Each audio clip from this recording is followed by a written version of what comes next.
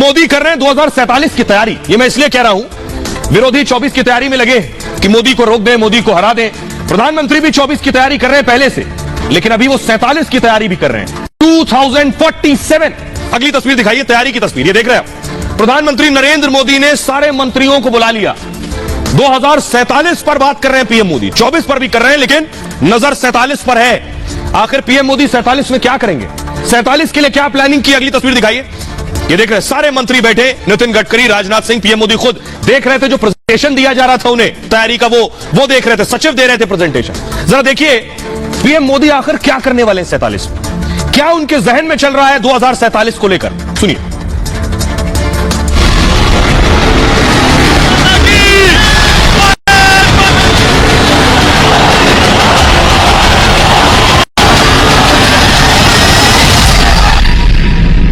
अब हमारा लक्ष्य है 2047 तक विकसित भारत का निर्माण।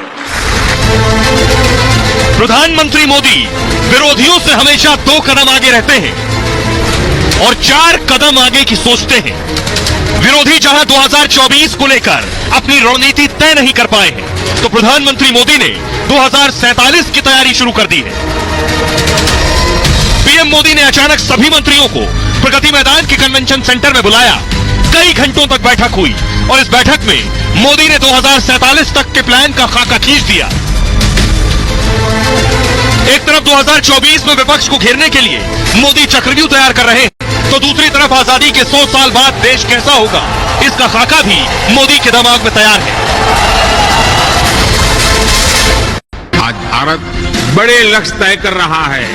संकल्प से सिद्धि का यही मंत्र आज 21वीं सदी के नए भारत की प्रेरणा बना हुआ है। आइए अब मैं आपको बताने जा रहा हूं प्रधानमंत्री नरेंद्र मोदी कैसे 47 की तैयारी कर रहे हैं, क्या बात कर रहे हैं, मंत्रियों से क्या पूछा, मंत्रियों ने क्या बताया, प्रधानमंत्री नरेंद्र मोदी ने क्या कहा, 47 के लिए करना क्या है। ये देखिए जरा, ये प्रधानमंत्री नरेंद्र मोदी की क्लास है। ये प्रधानमंत्री नरेंद्र मोदी ने सारे मंत्रियों को बिठाया हुआ है, देख रहे हैं आप। सिर्फ अकेले मंत्री नहीं, सचिव भी बैठे हुए, हर विभाग के, हर मंत्रालय के सचिव है। विरोधी दल 2024 को लेकर रणनीति में जुटे। प्रधानमंत्री मोदी ने कल मंत्रिपरिषद की बैठक की। 4 घंटे तक पीएम मोदी की यह बैठक चली है, 4 घंटे। पीएम मोदी ने करीब 35 मिनट खुद संबोधित किया। चुनावी साल में मंत्रियों से जमकर मेहनत करने की सलाह दी उन्हें कि चुनावी साल में मेहनत कीजिए, जुट जाइए, अगले 9 महीने जनता के बीच जाइए, सरकार के 9 साल के काम के बारे में बताइए। इस दौरान कहा कि सिर्फ 2024 की तरफ नहीं देखें। पीएम मोदी के लिए कहा जाता है वो चुनाव के हिसाब से तैयारी नहीं करते, वो देश के हिसाब से तैयारी करते हैं। इसलिए उन्होंने कहा 24 के हिसाब से ना देखें, 2047 की तरफ देखते हुए काम कीजिए।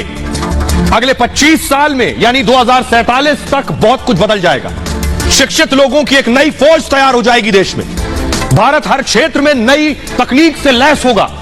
अगले 25 साल में इंफ्रास्ट्रक्चर को ध्यान में रखकर पहल होनी चाहिए। सभी मंत्रियों से उनके काम का ब्यौरा मांगा गया। इस दौरान कई मंत्रालयों ने प्रेजेंटेशन दिया, प्रस्तुतिकरण दिया, और विदेश सचिव ने विदेश दौरे पर प्रेजेंटेशन दिया। पीएम मोदी विदेश दौरे पर थे। वित्त सचिव, रेलवे सचिव ने भी अपना अपना प्रेजेंटेशन दिया। वित्त सचिव, रेलवे सचिव ने भी बताया कि उनके मंत्रालय क्या काम कर रहे हैं, किस स्तर पर तैयारी कर रहे हैं। 2047 तक विकसित देश बनाने के रोड मैप पर प्रेजेंटेशन दिया गया। अब जरा सुनिए, पीएम मोदी जब तैयारी करते हैं, यह सोचकर तैयारी नहीं करते कि सारा क्रेडिट मुझे मिल जाए। 2047 की प्लानिंग पर पीएम ने एक बार कहा, तो क्या कहा था सुनिए। मुझे विश्वास है कि जब 2047 आजादी का स्वर्णिम उत्सव, आजादी के 100 साल होंगे, जो भी प्रधानमंत्री होगा आज से 25 साल के बाद, जो भी प्रधानमंत्री होंगे, वो जब झंडारोहण करते होंगे, तो मैं आज विश्वास से कहता हूं, वो अपने भाषण में जिन सिद्धियों का वर्णन करेंगे, वो सिद्धियां वही होगी जो आज देश संकल्प कर रहा है। ये मेरा विजय का विश्वास है। तो सोचिए जरा, प्रधानमंत्री नरेंद्र मोदी को रोकने के लिए 24 में तैयारी हो रही है, पीएम 2047 का सोच रहे हैं। वो ये भी नहीं सोच रहे हैं कि तब प्रधानमंत्री कौन होगा। वो कह रहे हैं जो भी प्रधानमंत्री होगा वो यही बात कर रहा होगा कि हम 23-24 में क्या कर रहे थे और क्या किया है जो आज 2047 तक पहुंचे। विरोधी खैर 24 में ही निपटाने की तैयारी में, रोकने की तैयारी में है पीएम मोदी को। लेकिन प्रधानमंत्री नरेंद्र मोदी ने अब तैयारी यह की है कि इन विरोधियों को, ये जिस जिस राज्य से भी आते हैं, उसी राज्य में इनको काउंटर किया जाए। तो पूरा खाका तैयार किया है, पूरा रोड मैप तैयार किया गया है। उस पर मैं आपको बताने जा रहा हूं, राज्य दर राज्य, हर राज्य के हिसाब से प्रधानमंत्री ने स्टडी की है। हर राज्य के हिसाब से कैसे बीजेपी को आगे बढ़ाना है, उस पर क्या तैयारी, राज्य कौन कौन से, पहले वो देखिए। ये आप देख रहे हैं प्रधानमंत्री ने जिन राज्यों पर बड़ी तैयारी की है वो राज्य है, सबसे पहले महाराष्ट्र, जहां से 48 सीटें आती हैं। दूसरा राज्य कौन सा है, प्ले कीजिए प्लीज, नेक्स्ट। दूसरा है बिहार, जहां से 40 सीटें आती हैं। तीसरा राज्य उत्तर प्रदेश, 80 लोकसभा सीटों वाला राज्य। चौथा कर्नाटक है, जहां से 28 सीटें आती हैं। उसके बाद पंजाब, जहां से 13 सीटें आती हैं। यहां पीएम मोदी का काउंटर क्या है ये मैं आपको बताऊंगा। हरियाणा, जहां से 10 सीटें आती हैं, और तमिलनाडु जो 39 सीटों वाला राज्य है। आंध्र प्रदेश, जहां से 25 लोकसभा की सीटें आती हैं। तेलंगाना में 17 लोकसभा की सीटें हैं। ओडिशा में 21 सीटें हैं लोकसभा की। केरला में 20 सीटें हैं एमपी की। और ये सारे राज्य मिलाकर हो जाती हैं 341 सीटें, 341 लोकसभा सीट इन राज्यों में हो जाती हैं। पीएम मोदी ने इन राज्यों के हिसाब से तैयारी की है। तैयारी क्या है ये मैं आपको बताता हूं। आइए, अगली तैयारी जो पीएम मोदी की है वो तैयारी ये है कि आखिर इन राज्यों पर काउंटर कैसे करना है। इन राज्यों में जो नेता मिलकर चुनाव लड़ने वाले हैं, उन्हें उसके काउंटर के हिसाब से तैयारी की है पीएम मोदी ने। देखिए जो तैयारी है पीएम मोदी की, आप देख रहे हैं।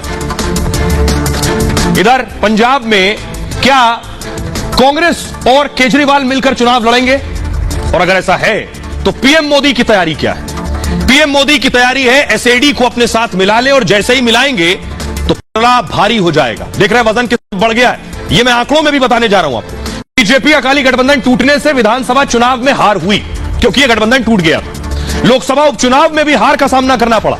दोनों के साथ लड़ने पर कई सीटों पर गठबंधन मजबूत होगा। 13 सीटों पर कांग्रेस और आम आदमी पार्टी को कड़ी टक्कर मिलेगी। 13 लोकसभा सीटें पंजाब में। आम आदमी पार्टी और कांग्रेस में गठबंधन की फिलहाल उम्मीद नहीं है। ये होगा कोई नहीं जानता। एक सर्वे हुआ, उस सर्वे के मुताबिक लोकसभा में एसएडी को 22% वोट मिलेंगे और बीजेपी को 15% वोट। इन दोनों को मिला दें तो लगभग 37% के आसपास वोट हो जाता है। आम आदमी पार्टी को 32% वोट का अनुमान है। मतलब बीजेपी के साथ एसएडी आई तो 37% वोट मिलेगा, जो जब ये मिलकर भी लड़ेंगे तब भी पंजाब में नहीं हरा पाएंगे। यानी गठबंधन से एनडीए को पंजाब में फायदा होगा। अगला राज्य देखिए जहां पीएम मोदी ने काउंटर करने के लिए तैयारी की है। ये तीनों मिल जाए तो बीजेपी किस तरह से काउंटर कर रही है। उपेंद्र कुशवाहा आ गए, इधर वजन बढ़ गया, देखिए ये वाला पलड़ा नीचे हो गया। चिराग पासवान, जीतन राम मांझी। बिहार की 40 सीटों पर पीएम मोदी की नजर है। चिराग और उपेंद्र कुशवाहा के जरिए 18% वोट पर नजर है। नीतीश तेजस्वी की जोड़ी को इससे कड़ी टक्कर मिलने वाली है। 2019 में बीजेपी और जेडीयू ने साथ मिलकर चुनाव लड़ा और जीतन राम मांझी भी नीतीश के खिलाफ बीजेपी के साथ आ गए हैं। अब जीतन राम के बेटे ने नीतीश कैबिनेट से इस्तीफा दे दिया है। यह है तैयारी बिहार को काउंटर करने की। अब अगला देखिए उत्तर प्रदेश। ये मिलकर लड़ेंगे कहना मुश्किल है, लेकिन यहां तैयारी देखिए। ये देखिए वजन किधर ज्यादा हो गया, उधर झुक गया। दिल्ली का रास्ता लखनऊ से होकर जाता है। एक फिर उत्तर प्रदेश में बीजेपी अपना कुनबा बढ़ाने की तैयारी में। ओम प्रकाश राजभर के साथ पार्टी का गठबंधन तय है। योगी कैबिनेट विस्तार में राजभर को जगह मिल सकती है और 2024 चुनाव में राजभर के साथ कई और सहयोगी से बात जारी है। अखिलेश कांग्रेस गठबंधन को लेकर अब तक कोई बात नहीं हुई। 2024 को लेकर आरएलडी यानी जयंत चौधरी के साथ भी बीजेपी गठबंधन कर सकती है। जयंत चौधरी ने हालांकि इन अटकलों को खारिज किया, लेकिन खबर यह है कि जयंत पटना नहीं गए थे। आपको याद होगा पटना में जो विरोधियों की बैठक हुई थी, इसके बाद आरएलडी के बीजेपी के साथ जाने की अटकलें लगने लगी। खबर यह है कि जयंत से कहा गया है कि अपनी पार्टी का विलय कर ले, लेकिन जयंत पार्टी में विलय के लिए तैयार नहीं। आंध्र प्रदेश देखिए, कांग्रेस संभवतः आंध्र प्रदेश में अकेले लड़ेगी, लेकिन यहां कुछ भी हो सकता है। बीजेपी आंध्र प्रदेश में जीत हासिल करने के लिए चंद्रबाबू नायडू के भी संपर्क में है और जगन मोहन भी मिलने वाले हैं पीएम मोदी से। पुराने सहयोगी चंद्रबाबू नायडू से बातचीत चल रही है। कल जगन मोहन रेड्डी प्रधानमंत्री मोदी और अमित शाह से मिलेंगे और इस मुलाकात को लेकर भी अटकलें लगाई जा रही हैं। आंध्र की 25 सीटों पर बीजेपी की नजर है। और अगला राज्य देखिए कौन सा, इसलिए पीएम मोदी ने काउंटर कैसे तैयार किया इनको, कांग्रेस को काउंटर के लिए। क्या जेडीएस बीजेपी के साथ आएगी? फिर देखिए पलड़ा इधर का भारी हो गया। विधानसभा चुनाव के हार के बाद 24 की रणनीति बदल गई। बीजेपी और जेडीएस साथ मिलकर चुनाव लड़ सकते हैं, ये बहुत बड़ी खबर है। बीजेपी जेडीएस में पहले भी गठबंधन रहा है, दोनों के साथ रहने से वोट प्रतिशत बढ़ सकता है। और विधानसभा चुनाव में जेडीएस के वोट कांग्रेस को मिले थे, जबकि बीजेपी को वोट प्रतिशत में ज्यादा नुकसान नहीं हुआ। इसलिए अगर दोनों मिलकर लड़ेंगे तो बड़ी जीत हो सकती है।